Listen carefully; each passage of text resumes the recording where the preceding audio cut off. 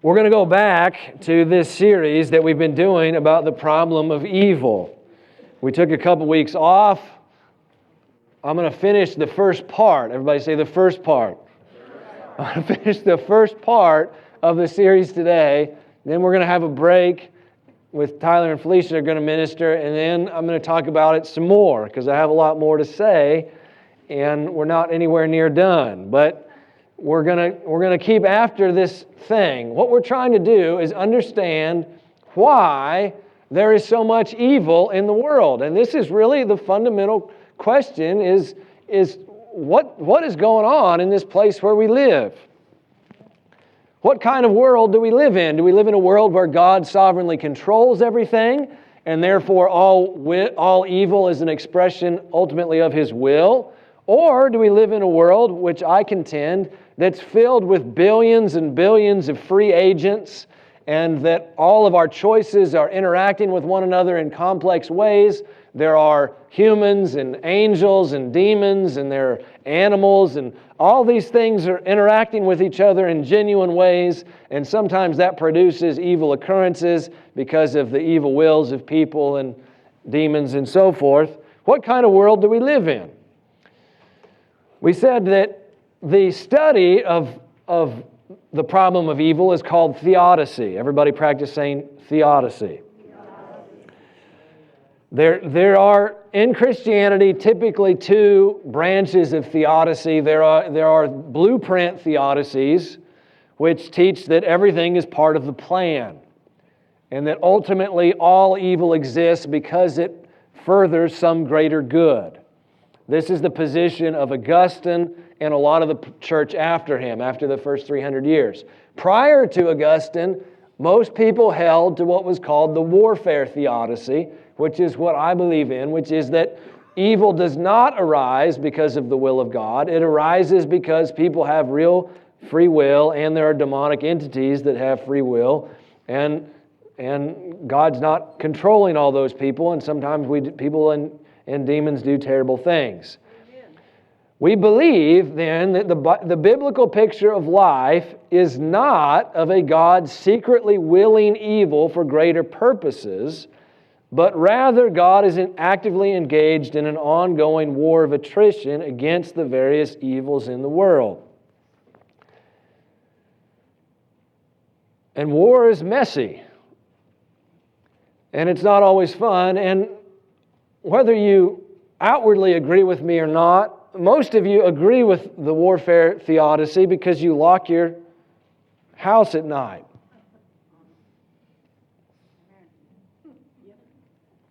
If God is controlling everything that happens and nobody can break into your house without His permission, it's pointless to lock your door. Because if it's the will of God for them to get in there, they're getting in. But I contend that God isn't controlling everybody and that God isn't sending thieves to your door. And so you ought to lock the door. Because you might keep some of them out. And praise God, my grandpa died and he gave me his gun. And so now I'm packing.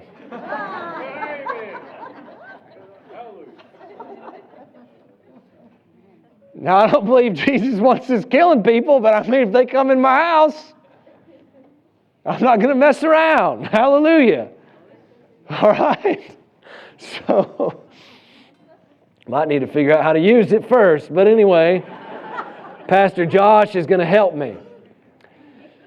Thus far, we have tried to spell out what the warfare view looks like. And I've just tried to say that there is, first of all, this council of divine beings that God created, angels, and some of them rebelled, and they subjugated humans, and entire nations and groups of people have fallen under demonic lies and bondages, and that creates all kinds of problems.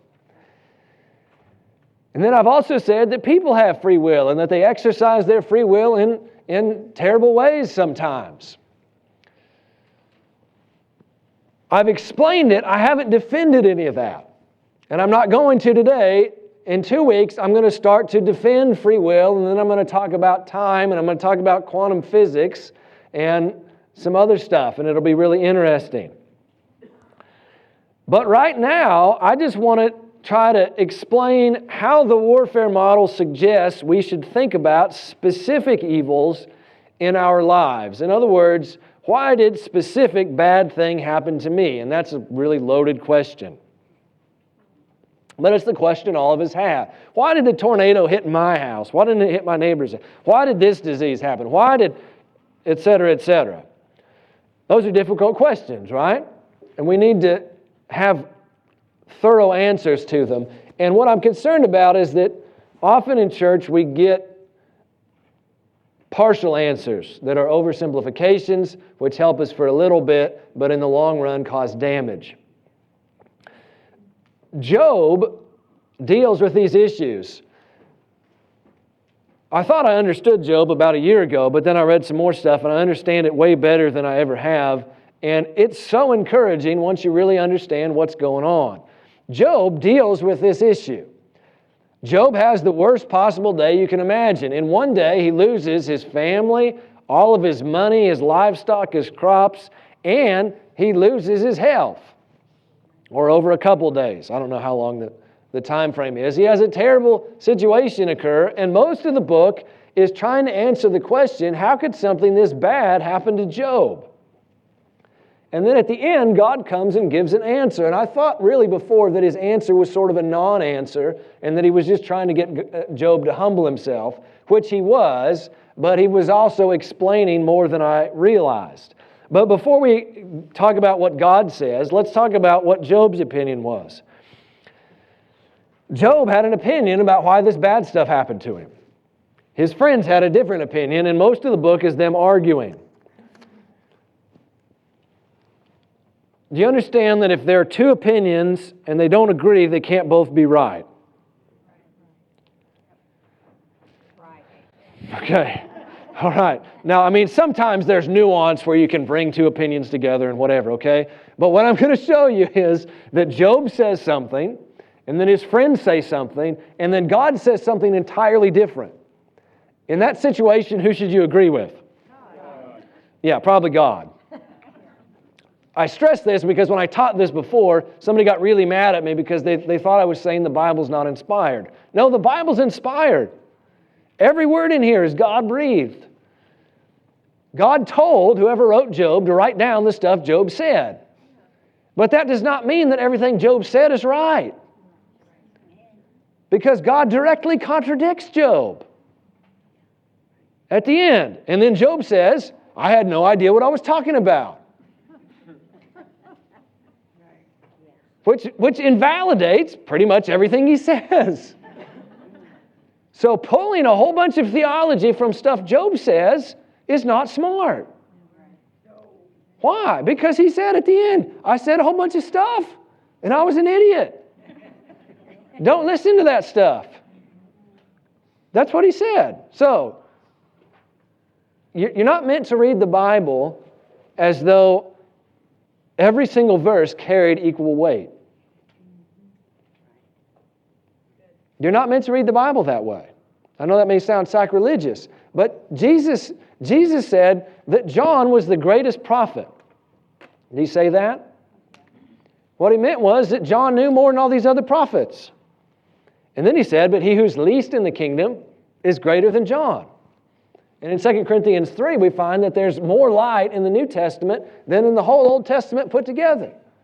Which means if I want to understand the Bible, I got to start with what Jesus said and what Paul said and Peter said, not with all this stuff in Job. All right? But anyway, let's not major on that. Let's read what Job said in chapter 30, verses 19 through 26. And Job is talking about God here.